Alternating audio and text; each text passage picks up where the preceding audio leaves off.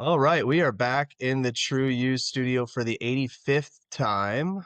Today we have Mr. Sean Myer with us, and Sean is a multi-platinum American music producer and songwriter with over 6 billion streams worldwide. Best known for his work on top 20 radio hits like Ava Max's Sweet But Psycho, Trevor Daniel and Selena Gomez's Past Life, Maggie Lindemann and Cheat Codes, Pretty Girl, and Sean's catalog spans the industry's most influential artists, including Demi Lovato, Eazy, Bazzi, Illenium, Pentatonix, Meghan Trainor, Rachel Platten, among many others. Beyond music, Sean is locked in on the future of authenticity as co-founder of Verified, a human-only, human-first, and AI detection startup launched with hitmaker Maejor that empowers people to identify what's real in a world increasingly saturated by AI slop. Mr. Meier, welcome to the podcast, brother. What's up? Thank You you, know what I man. was Give me thinking? five. Yeah, I was thinking you're probably responsible for a few of my dance moves I've busted in the last Ooh, 10, 15 years, bro. nice. Is Yeah, this is that's recording video, so would you want to give a performance? no, I don't No. All actually. right. So yeah, we can do that on our own time, brother. But no, All right. not a professional dance move that I've busted, but More like an ecstatic dance. Ethan ecstatic in the moment listening to your music dance move. Nice. That's what we'll I love call it. that. I love it. Yeah. Quite the reputation, man. I mean, we got introduced a few months ago, been in contact, so I know you a little, but not much. And I'd love to just unpack your history a little bit. You know, we were talking before this about, geographically kind of where you came. You came up with Nelly and his, what he put through for producers, I believe, Yeah. Yep. some, and EI by like, Nelly. yeah, I'm curious. Um, go back and give us a ride back into the past of Sean and like where you got your roots, how this started up in music and working with some really incredible artists. Like give us the rundown, man. Yeah. Yeah. I so as I was saying, I'm from St. Louis. I mean, obviously the Nelly connection, and was Yeah. born in St. Louis, but ended up on the East Coast in New Hampshire around 5 years old. So pretty early, but maintained, that relationship with family there in St. Louis, and also would fly back every summer to visit my dad. Um, and so always, kept that love for St. Louis. And around like 14 years old, I'm 31 now, but when I was about 14 or 15, I just fell in love with making beats on GarageBand. And what's crazy is there's such a easy pipeline from GarageBand to Logic. And they do that on Yeah. purpose. It's like you go from, hobbyist to just figuring out, oh shit, there's plugins. I can download like other things. And so as soon as I realized there were plugins and more to GarageBand than, I knew of, I immediately downloaded that, became obsessed with music, and was just making multiple beats a day. Like every day I'd come home from school, I was just like beats, beats, beats. And yeah, there was no other direction for me. I was, constantly scouring Wikipedia when songs would come out, being like, who are the people behind this? I'd reach out to them. I have some embarrassing, emails and Facebook messages to these Uh, people who I've met and worked with like today. But, looking back on that, I cringe. And, we all have to go through that. It's like, hey, that's a hustle, baby. That's the yeah, for sure. you took risks. Yeah, but it was definitely some time between when I was sending those messages and then living in LA. And so, yeah, there was just no other, I had no plan B. Like I completely burned the ships and just went straight into music. And it's wild. I was 17 at the time. I graduated a year early. Because I went to an art school that allowed me to essentially create, and they called it an ELO, an extended learning opportunity. And so I went to New York and begged my parents. I'm like, can you please like just like, can you please pay for me to go do one session in New York at this studio? And so brought my buddy there. We recorded this like album, and it never came out, but it was basically a 24-hour session. Like, we didn't sleep. We were like, you Yeah. know, stumbling by The the end of it. nerves, man. Yeah, but Yeah. in that was, the material that I brought into this ELO. And essentially, I created my own course out of that and did this whole essay and everything on it. And got like 5 credits or something. It was something wild that allowed me to, that plus I think it was 2 other classes over the summer, enabled me to graduate an entire year early. But when I graduated early, I thought I was going to go straight to like Full Sail or straight to like any of these music schools that I adored. And what was crazy was I realized, well, shit, like Full Sail is going to be like 120 grand. I'm going to have to move there. Crazy. Like, it was just like so much money. And then on top of that, the more trade school, lower key ones like SAE, I visited in New York, and they're like, dude, you're too young. Come back when you're 18. So I basically sat at home for like 4 or 5 months, getting really chubby, and basically just sat on my ass, like eating and making beats. And one day, dude, it's like a such a profound, like, spiritual moment to me, because it was the start of this like magnetic pull that I felt, and still have felt throughout my career. On Facebook, some guy that I'd never met in person before, reaches out to me, and he's like, hey, I saw you graduated. Mind you, I had graduated like 3 or 4 months prior. He's like, I just interviewed Nelly, and he started a school in St. Louis. You should check it out. Like, an angel just dropped a little message into my DMs.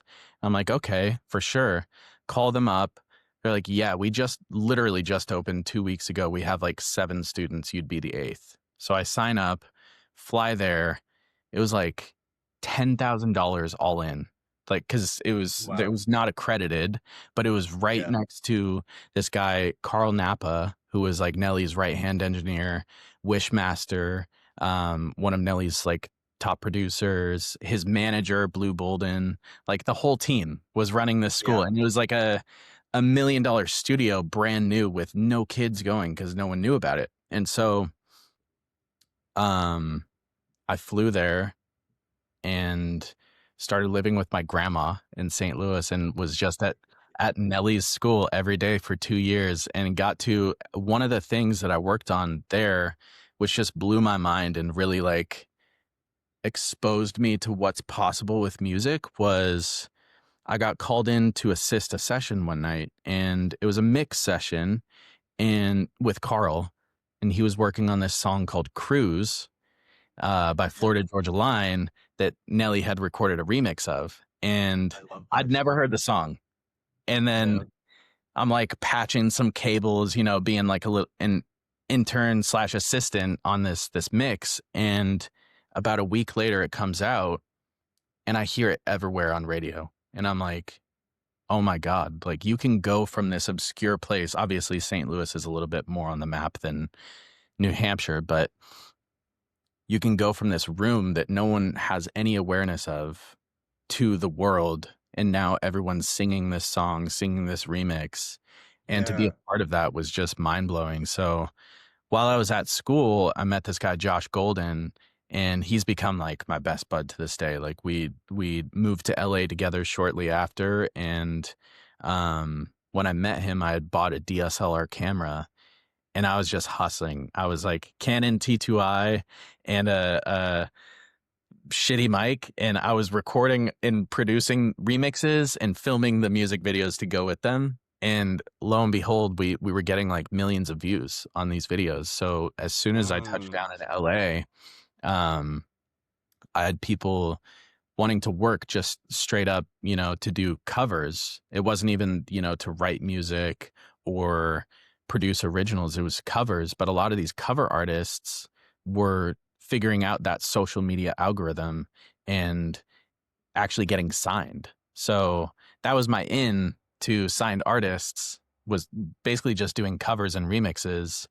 And I had to kind of like slowly, you know, work up my songwriting chops again, because I hadn't done it in so long. I was just doing covers, but doing covers enabled me to really learn how to be like a Swiss Army knife, and produce all Yeah. different kinds of music. Like I could go from a pop song to like an indie song, acoustic singer songwriter. I could do everything. And that was really useful for the kinds of artists I was working with.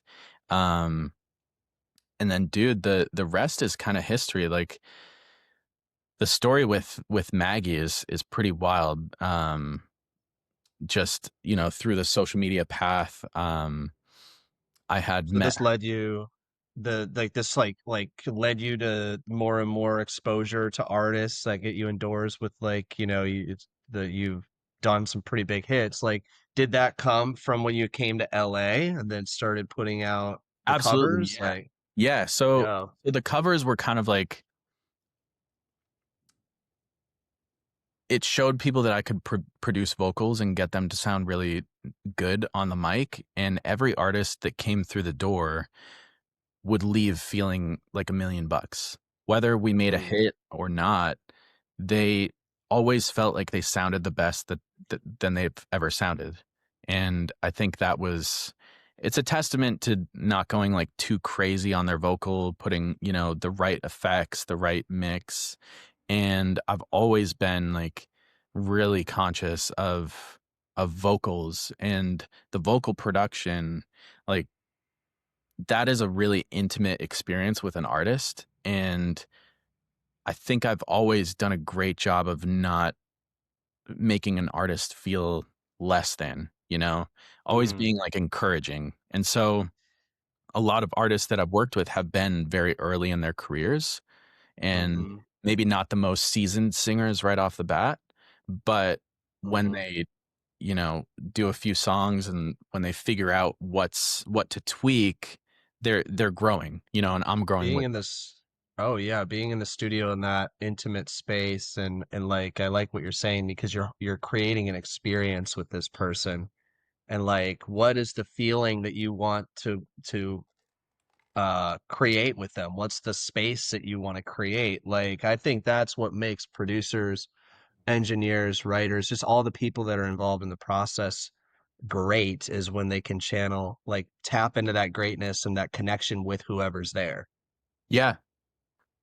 Yeah, for sure. I mean, it's interesting. I definitely was not great to begin with. I was like super green. I had a bunch of guinea pigs and we were all guinea pigs for each other, all figuring shit out. And I think the fun part was the there was no pressure, you know? So there were high hopes and there were, I guess, like milestones or goals, but it was never like expected. And I think when you get your first hit, you expect another one, But until you get that, there's this like, you're like dreaming. And that dreaming state is like very pure. And there's a lot of like childlike energy in that. You're not Yeah. fully crystallized. You don't know your sauce yet. You don't repeat the same patterns because you don't have anything to pattern yet. There's no like tried and true equation yet. So you're experimenting, and I kind of miss that. I try to preserve that and bring that energy into every new record that I do. Um, like never to feel great, like always to feel like a student, and to remind everyone that they're students. I To do. me, I'm hearing a sense of humility and like creativity in the present. Like when you say Mhm. dream, I love that word. It's like you're in a creative process that is it's not come to fruition yet. You're actually dreaming it up. You're actually, you know, you're in this different energy. Yeah. Yeah. Um and then there's humility in that for me as I'm listening because it's like, no, I get to go again. I get to start fresh. I get to be with these creatives, and not allowing that last hit to put pressure on the next hit, or not allowing, whatever the externals are, or all the things that we, attach ourselves to determine what this creative process is. Now I'm here in this with these people. Yeah. That's what I'm hearing. Yeah. Yeah, you have to be present because, dude, if you're not present, and I'm guilty of this, like I'll get in my head. I'm very like sometimes like it's like a switch of analytical versus creative.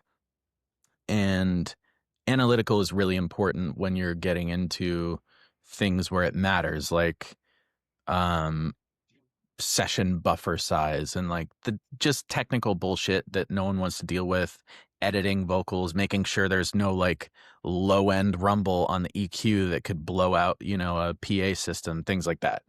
But beyond that, um I I always try to maintain some level of openness and just experimentation.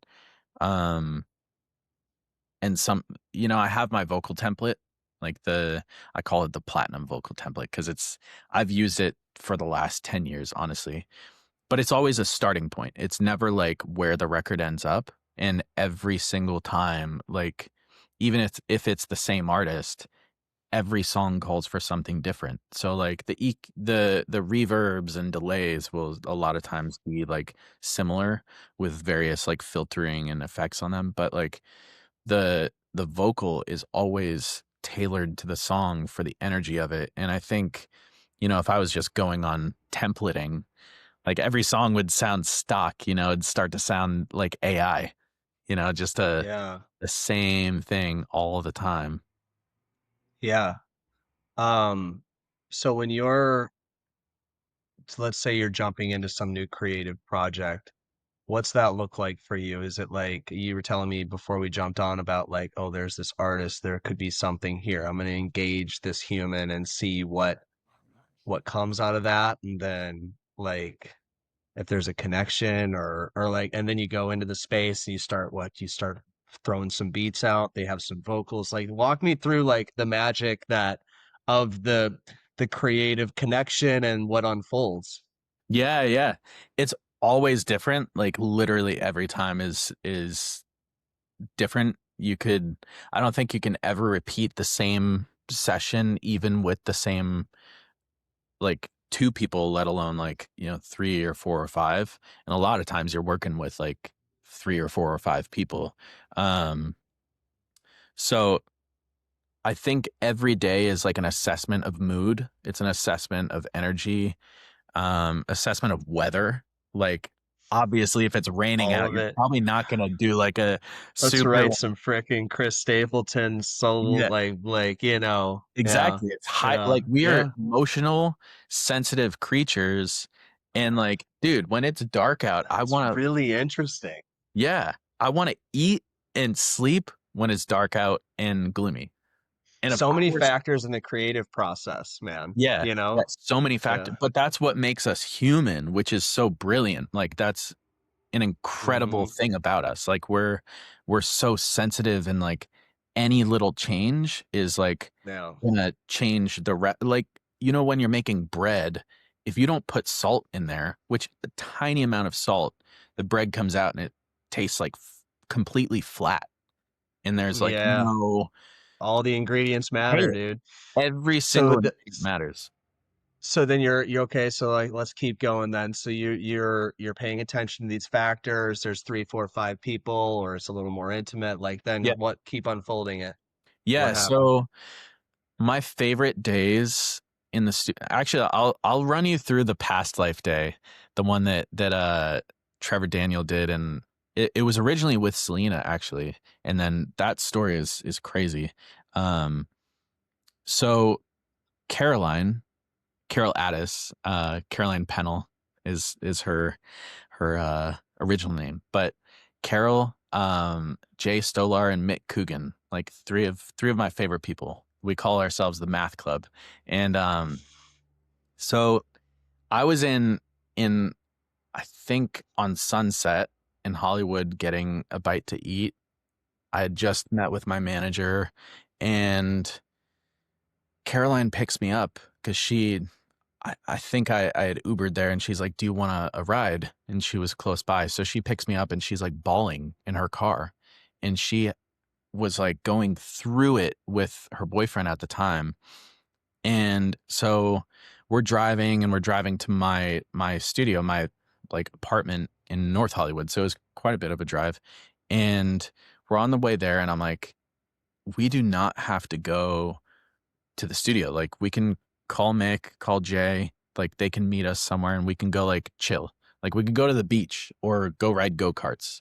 I think I literally said go-karts. Yeah. Like, and I would have not minded at all. Cause when you're with friends, like real friends, that shit doesn't matter. Like, Mm-hmm. you just want to, it's more about like the long game, you know, and Mm-hmm. the real relationships there and just the Mm-hmm. friendship. So I'm like, we can go. Like, we don't have to, go write a song. We can go like do whatever. But she's like, no, no, no.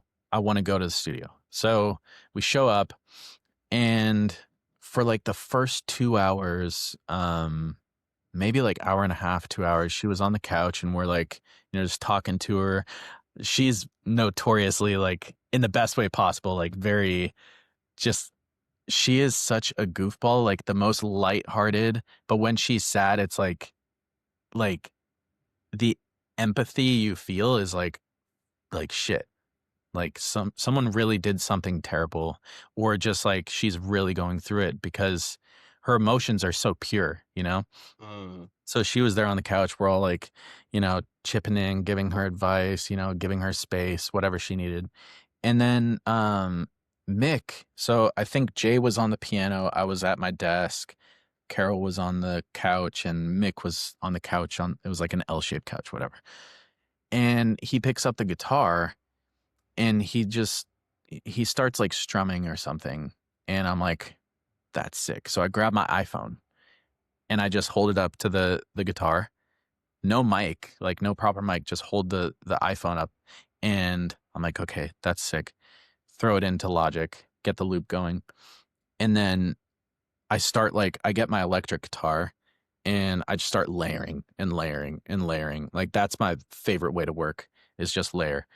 And then Yeah. all of a sudden, I kid you not, like, this is one of my favorite parts about this session. Mick just stands up. He's like kind of just bopping to the beat, and he looks up, and you feel like something just locked in him, like an energy came over him, like the Holy Spirit came into him and Yeah. was like, Yeah. he just blurts out, "Last night was the last night of my past life." And we're like, "What did you say?" And he had to like catch himself and like repeat it, because he didn't even really, I don't think he knew what he had just said. And we're all like, that's genius. Let's roll with that. Within 15 minutes, Caroline was like in fetal position. She wakes up out of her cocoon. Jay is like, oh my God, we got to run with this. The four of us, I think I was just like honing in on the track, chipping in on like some little melody things and like lyric stuff. Caroline's such a great, like, just everything about her writing. It's like Mm. so stream of consciousness. Within 15 minutes, song was done. Wow. Like 15 minutes. That was the quickest a song has ever been written. And it was the What song highest was that? emotional, like highest emotional buildup to it that I've ever felt in a session. And it was the most free, like there was no pressure. So I think when Yeah. we give ourselves that space to be like, expressive, or just, take Yeah. the pressure out of like having to process an emotion or bottle it up, and then 100%. combine it with an environment to create, like the possibilities are endless, 100%. and you don't have to force anything, you know? That's so good. That's so good. Yeah. Yeah. Yeah. And then that translates to life in general. Like, when we can just pause and be present and show that, like you said, empathy, or that willingness to just be. Hmm. And then when you're in that, then it actually, I believe there's something like those moments when you're like, oh, they're waking up. That is some spiritual moment. It is Yeah. something actually touching in, because they are fully exposed in their being and fully there in the space. I think that that's something that translates to every creative process, every in relationships.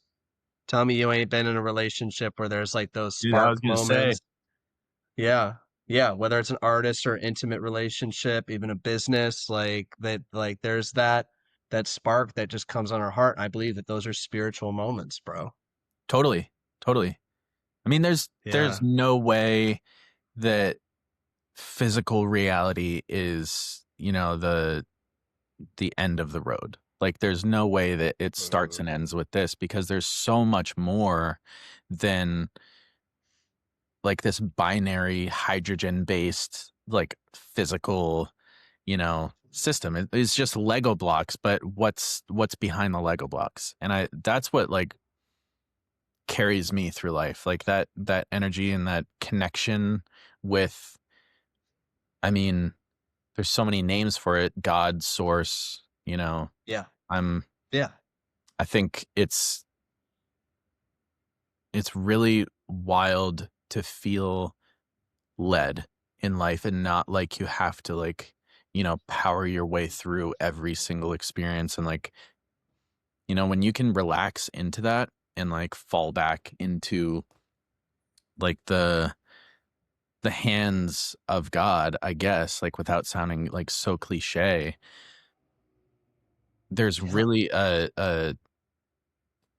I don't know, like I didn't synthesize any of these things. I just like followed like it's 100. almost this magnetism, Like you have Yeah. no choice but to do those things. It's like, Yeah. Surrender, accepting what is, and you're just conscious at that point. You're just yeah, fully conscious. And like when there's you know, what's the word? When there's a message or when there's a calling or like when you're fully in your consciousness, like you can then begin to notice that very clearly. And then the doing comes after that. When we talk about being and then doing and then having, you're right now we're talking about the being, and then the doing strikes you, and yeah, then the doing yeah, flows out of the being. This yeah, is this is something that we talk about in coaching often, and then that having it comes later. I think people often get caught up in forcing something, needing something, rather than hey, let's slow down. Let's anchor into this higher awareness. What's the energy that this is calling me into? Who do I need to be? Who yeah, do I need to be? Who do I get to be in order to accomplish it? And then be open to the accomplishment looking completely different than whatever the hell our minds thought it was going to be in the first place. yeah, Because we don't fucking know. You might go into the studio, I'm sure there's been times where you go in with one intention and then something else completely different gets spat out the other side. Well, dude, like when you're making a song, the some of the best parts is when you almost remix or sample your own song. Like when you intentionally flip the script. Like that was one of my favorite things to do with Josh Golden. He goes by Joshua Golden now, and dude, we've made some of my like talk about, surrender and like that letting go of expectations. We'll start a song as like a ballad, and then it'll go into this like hip hop drop, and other ones are like, emo. Like this was before the resurgence of emo stuff. We've always been ahead of stuff. And emo going into like hip hop, which wasn't no one was doing that, 7, 8 years ago. And flipping the script, but like listening when that prompt comes into our heads. Yeah. When whoever sends that in, it's like, do this, try this, to actually let go of your patterning and ego Yeah. mind and be like, let's try it. It might suck, it might be terrible, but let me Apple S or Command S and or Shift Command S, create a duplicate. Uh, let's try it. We can always go back. Like that's without like, you know, I never like to talk down on anyone, but some of the worst experiences I've had making music have been when people are um not open-minded, and Mm-hmm. when there's no flexibility. And the best experiences have been when people have been the most open-minded and the most flexible, and there's an openness to try anything. And Mm-hmm. that's like Yeah. It's a good point. That's a really good point.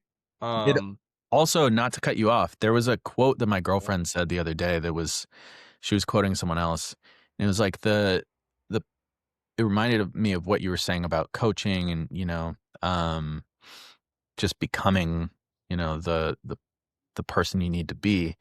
And it was something along the lines of becoming the leader or becoming the person you need to be to create the business is harder than creating the business. Yeah.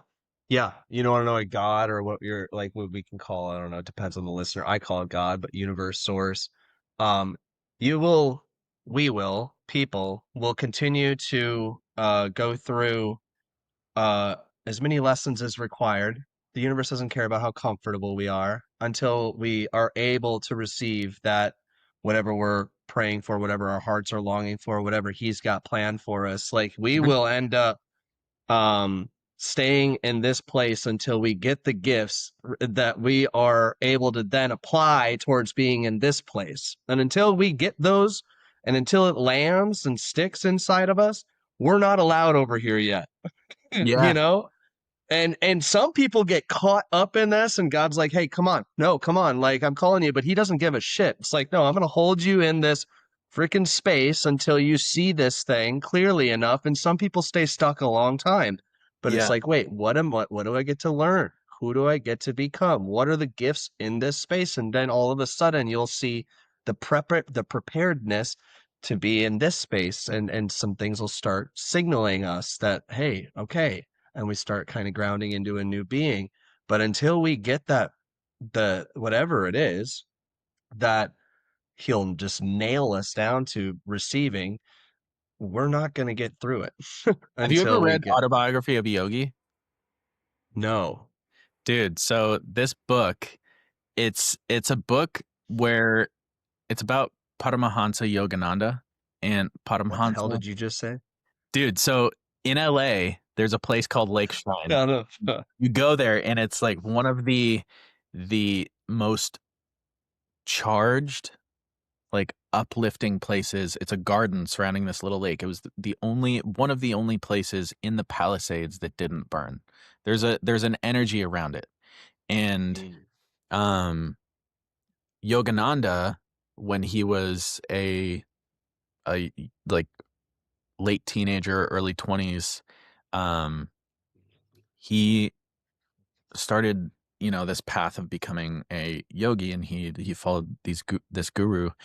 And one of the stories in the book was about, I think it was his guru. There's a whole lineage of these gurus, which is wild. Um, but this guru went into I think he was like a police officer or in the military, something like that. But he had to change the base that he was stationed at, and it was at like the base of this mountain in this other region. And he started hearing these voices or this singing up the mountain. So he starts walking up there, and he discovers this like monk community in these little caves, and there was like a little bowl and a blanket, and he was like, oh my god, this was my past life. Like this is my teacher, this is my past life, like I'm back.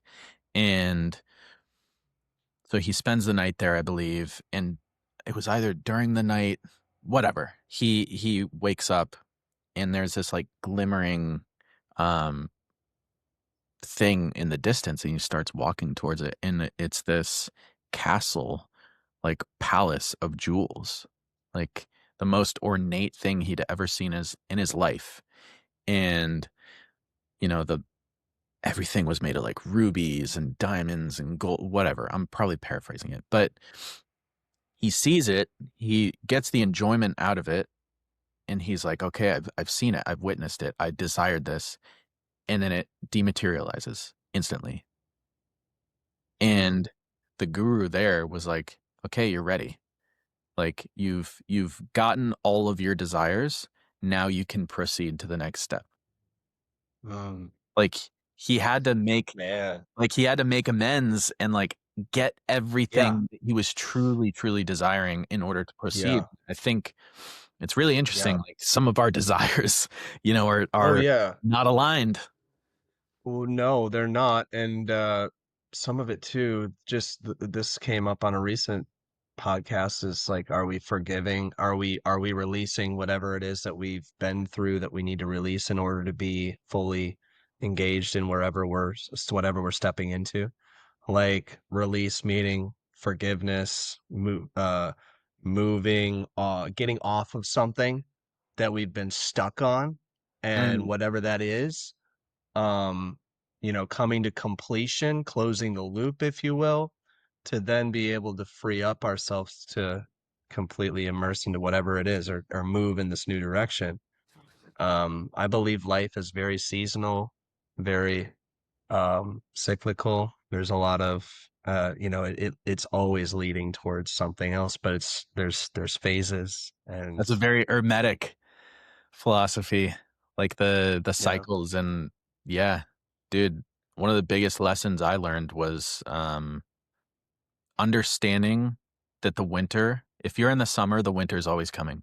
Like never get Yeah, too cocky. dude. Like Yeah. No. Well, cocky is just ego blowing up, and yeah, then you'll lose everything. You'll lose momentum. The only thing that I fear more than God, or less, or up there with God, a little less than God, is momentum. Losing momentum, because momentum is like you're riding this wave, and it's like you got to treat it like it's a lover. Like I love you. I am here to earn your respect every day. I like, and I will not take it for granted, that sort of wow, attitude of heart towards momentum. And then you'll keep it because she'll leave you for another man otherwise. Momentum will, and like that. wow, And that's good. the seasons too, like it's so necessary for winter to be there in the grand scheme of things. So if we can adjust our interpretation of what winter is, instead of it being a reaction to the elements that we're currently in, and look at it from a grander perspective of, wow, this is so necessary for me to process, for me to grieve, for me to be in a slowed down season of where I get to receive new insight. I get to rest, whatever that is that we get to apply towards the next cycle. All of it's important. Um, Absolutely. Summers wouldn't be great without winter, bro. I mean, dude, there's so much that's fun about the winter too. Like you get to go Yeah. skiing, you get to like throw You're talking snowballs. about real winter. I'm talking about our experience of No, I know. winter in our lives. Oh yeah, Absolutely, yeah. man. We can make snow fucking Yeah. castles, bro. It's great. Yeah. Yeah. Yeah. But Snowman. yeah, Yeah, yeah, yeah. No. Um, this is really good. There's a couple places I want to go. I'm let's conscious go. of our time, and I'll go with the fun one first, because we probably got fanboys and fangirls out there. So you've dropped some pretty let me look at your repertoire. I haven't even dug into your repertoire. You got Demi, you got G-Eazy, you got Illenium, you got Bazzi, Rachel, Platten. I mean, you've worked with Nelly. Give our fanboys and girls some of those profound experiences. What stands out? Is there any like experience that was just magnetizing, or memorable in any way, that sticks with you from working with any of these great artists? Yeah, yeah, for sure. Um, I mean, I'm trying to just go through all of them. I think this is an interesting one. So Yeah, Ava, drop it. um, I I had met her at a like club in Hollywood, and I never went out clubbing. This was after a Frey concert years ago. I didn't even want to go to the Frey concert because I was like, dude, I gotta work. I'm like I'm a hard worker. I don't go out. I don't have fun. I just work. And still to this day, I have some of that energy, and I got to check myself. But I was invited to this Frey concert, loved the Frey. And so I go, and my buddy Josh, who invited me, he had an extra ticket. And after, we go to, it was like he's kind of he's a real ladies man. So we went to a girl he was seeing. We went to her apartment after that and like got ready for the club, basically, to go to this like after Total LA thing. Yeah, I get it. total LA thing. Not my speed, Yeah, not my thing, but I I was am just like a fly on the wall, you know. following. Always Yeah. observing, always in the back, just being like, you know, having I like fun, but that. like, you know, not getting too close to the action. And so, yeah, we go. This was like also in Hollywood, so we go to her place, and we go up this elevator to her apartment. Whatever. I'm like, you know, waiting around while she's getting ready to go. We go to the club, and um, we go to the club, and Josh had like met Ava at some event, and he's like, Sean, you need artists to work with. Ava, you're an artist. You guys should connect. Um, and so we did, and I'm like, amazing. Like I need guinea pigs to work with. I want to get back into songwriting and actually like produce stuff originally. So we exchange info, and after that, I think we had gone back to that girl that Josh was seeing, her place. And on the way up, um, on the way up to the apartment, same elevator we came in, there was a someone had taken a Sharpie. It was in the time that we had been at that club. They had taken a Sharpie and written all over it like Mandy, just the name. And I'm like, that'd be a sick name for a song, like Mandy. It's like Lola, or you know, like, you know, those one single girl's names songs. Yeah, And so yeah.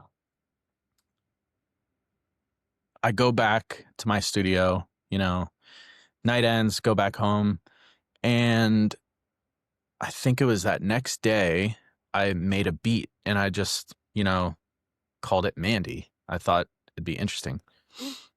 And I was texting Ava, I'm like, you know, you should we should set up a day to work this week, like keeping the ball rolling.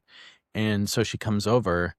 The first beat I play is this Mandy one, and she looks at my screen at the little, like, you know, label on Logic at the top with the file name. She's like, Mandy, that's my name. Right? Oh wow. Crazy. She wasn't the one defacing the elevator though, was she? No. There's no way. Just playing. But, Yeah. dude, Throw a wrench in like, there. it's not even the creative, it is the creative moments. And obviously, like, Yeah. so Synchronicities. grateful for that connection, because Mhm.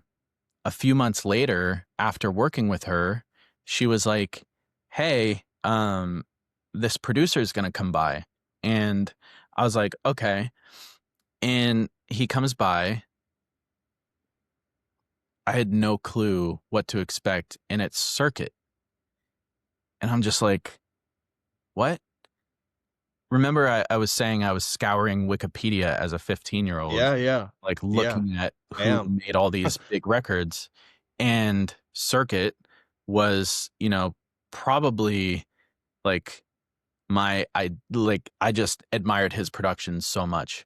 He shows up in my apartment and is just like dropping like reverbs and stuff like that. He's showing me how to like refine vocal production, setting me up with like Pro Tools, stuff like that. Wow. And not only was this, you know, experience meeting Ava and working with her and just, you know, relearning how to write songs and produce songs with her, originals with her, just so like fulfilling and you know, an amazing experience, but also like a whole other like synchronicity there, because Cirkut Yeah. is one of if probably the greatest producer of all time. Um, Still to this day, he's produced, incredible hits, nicest guy. And I could have not ever like Wow. synthesized that experience myself, Amen. Is just that like where Sweet But falling into Psycho them. came from? Your apartment? Yeah. Well, no, no. So Sweet But Psycho was written by, uh, I think it was Tix and Madison Love and forget who else. But it was a demo that landed through APG, Mike Karen, landed into Ava's, basically her sphere, and Yeah. Cirkut was producing it, and he's like, Yeah. dude, Mike is notorious for like an infinite amount of notes. He'll be like, this isn't right yet, try harder, redo it. So Like I that. think Cirkut was at his wit's end. He's like, dude, I don't know what to do with this. It needs to be more aggressive. Like Hmm. there's really like I really don't know what to do with it. And it sounded amazing already. Like he's fully capable of like starting, finishing a whole production himself. But, you know, by the grace of God and him just, trusting me, he's like, dude, can you come like put some elements on it? And so there were a few things like I think it was like some violin swells and then like some knife sounds and like, big brass sounds just to make it like more aggressive. And Wow. then the key thing that really I took there's just this is another one of those moments. Um there's a scream at the beginning of the song because I was like I had heard for a while that I was getting into like breaking the state of the listener and being like if you're going about your day, how can you break someone out of that like just that pattern and make them perk up for a second to listen to the song. And Hmm. so we added this scream at the beginning, and I was going back to my apartment. This was after Sweet But Psycho had been, on the radio for some time. And I walk in, and there's this like girl like screaming, and I'm like, "What is that?" And I'm like looking around, like, what is going on? Getting out my phone, ready to call 911. Like, I rush to the Oh my elevator, and God. I get in the elevator, and it's like, "Oh, she's sweet but a psycho," and I'm like, "No way." I just played myself.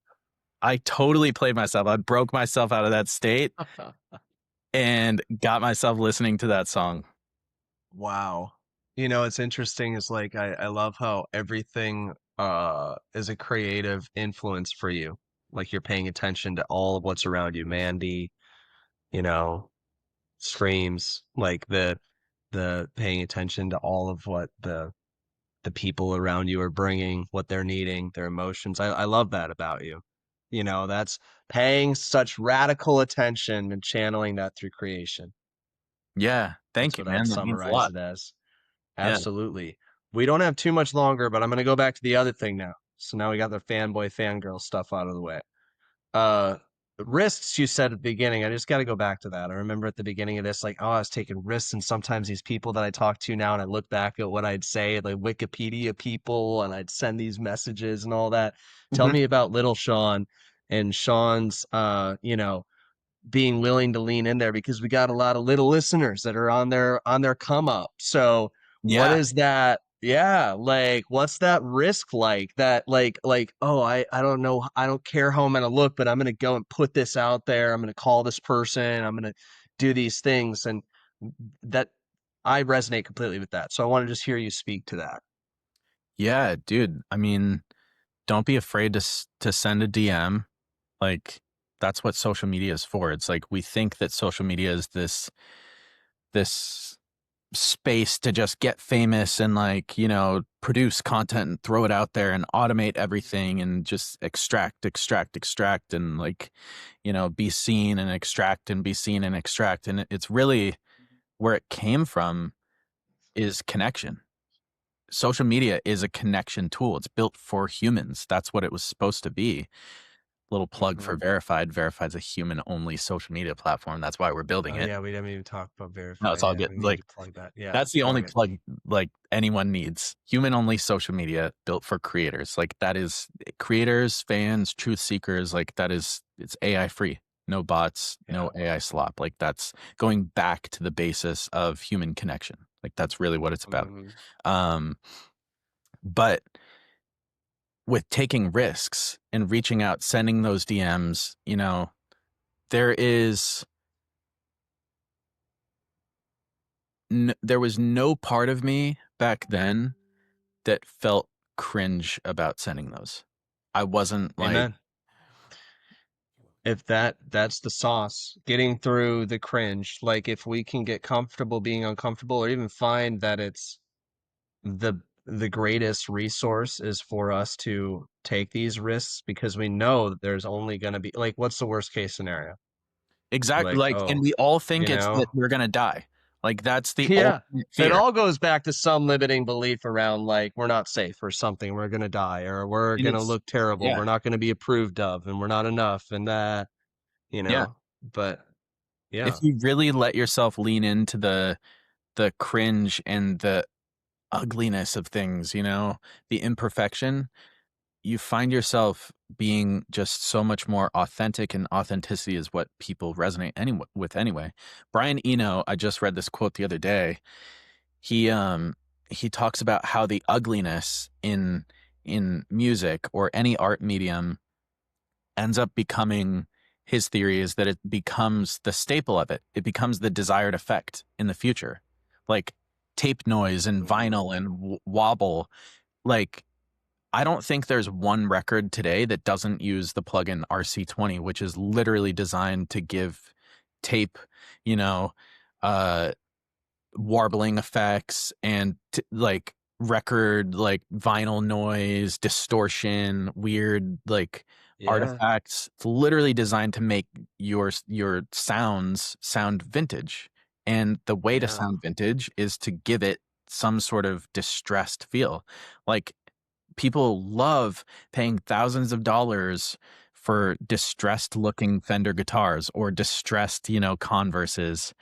That character feels real, and, you know, lean into that. That's going to be a defining quality in the future. And I guarantee with Yeah. AI, the original sound of AI being this like like super artifacty, like almost alien sound is going to be a desired effect in the future. I believe it. Yeah. Well, this is great, Sean. Well, we went a little over, and that's great. The biggest thing is I got to go to the bathroom for all All our right. listeners, Yeah. but I do want to land the plane regardless. And this has been really great, just sitting here with you again, like just the level of like willingness and your being, and just paying attention to what's around you, like pulling creativity out of thin air, like that's so admirable. And I'm really Thank you, man. grateful that you've been here for this, bro. And I'm grateful to see where this leads, where this relationship leads, where yeah, I mean, there's a reason for all of this stuff, Yeah, right? So absolutely. I'm super I'm really blessed excited. that you Yeah, invited me on here. This was super fun, man. absolutely. Well, one more quick snippet I have everyone at the end of the podcast share one general message, something on Mhm. your heart to share with the TRU-U audience. What would you like to leave them with? Stay human. Stay human. Yeah. Yeah, don't let Idiocracy become a documentary. Like, Whoa, all right. that's a deep one. Yeah. I That's a good one. stay human for sure. Like, I remember, and this is a lesson that I learned probably about 4 or 5, no, maybe 6 years ago, when Splice really started becoming popular. I was a laggard with it. I resisted it, resisted it, resisted it. And today I can't live without it. It's an incredible tool. Mm, You get full samples. Ideally, you chop the samples and you make something mm, new. You get like these base foundations for songs, right? yeah. I noticed though, when it comes to producing, it almost makes you like rely on something else other than your own creativity, which is awesome, like sometimes for spicing things up. If you can't find inspiration in chords or you don't know music theory, like whatever, you lean on something like that. With AI, leaning too far into it as a creator and not a tool, like just hitting the dice or being like, basic prompt, like pop song. Don't do that. Like lean into your creativity, try to go deep, because if you don't, you're not going to be super fulfilled. And I've felt it already. There's like a hole in your stomach or in your heart when you listen back to, even if it's the best AI song you've ever heard, could even be the best song you've ever heard. When you listen to it and you've created it or prompted it, you're still just a curator. You're not the creator. So try to Interesting create, point. try to get in the Yeah. weeds more, try to like preserve like that essence of being human, those imperfections, try to like, Yeah. just go deeper, be, Be willing. human in this evolution of technology that we're experiencing, brother. Yeah. I love Mhm. AI, like the Yeah. idea of it and the potentials. I think we also need to preserve humanity.